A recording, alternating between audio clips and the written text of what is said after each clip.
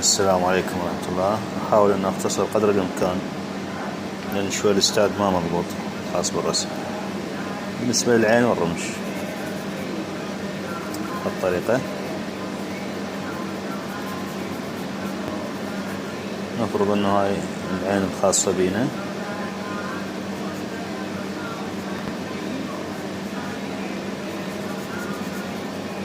أحاول أهتم بالجفون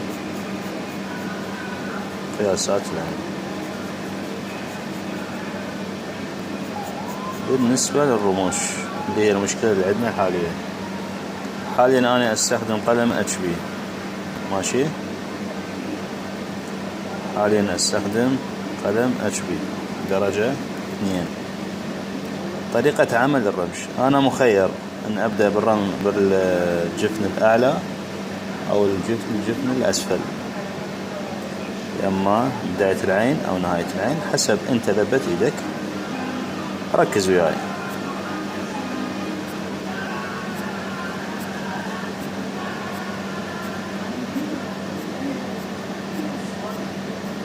ميلان الرمش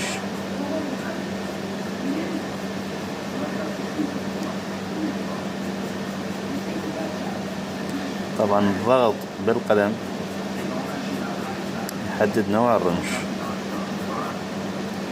بالرأس المدبب استخدم رموش بطريقة ثانية، يعني بالبداية أنا خليت القلم بهالطريقة وبعدين أخلي القلم بالطريقة الثانية،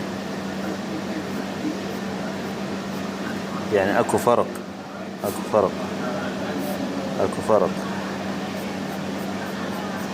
لاحظ.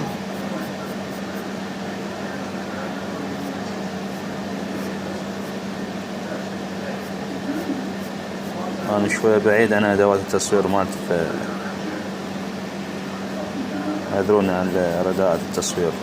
المهم نرجع لرسمتنا. أميل القلم. الرمش أحاول أسويه عشوائي،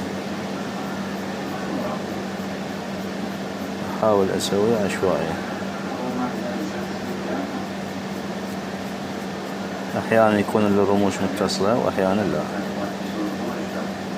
شلون أخلي مثلا رمش زايد طالع هنا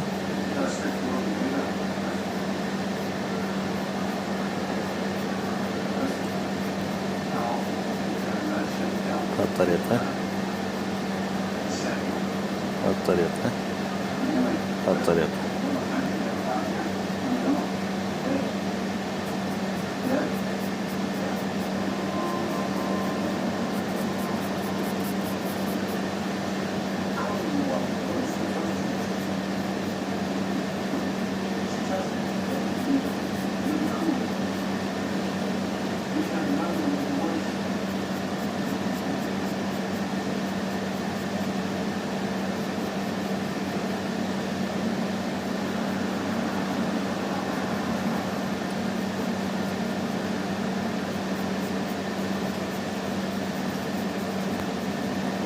نظل داخل البؤبؤ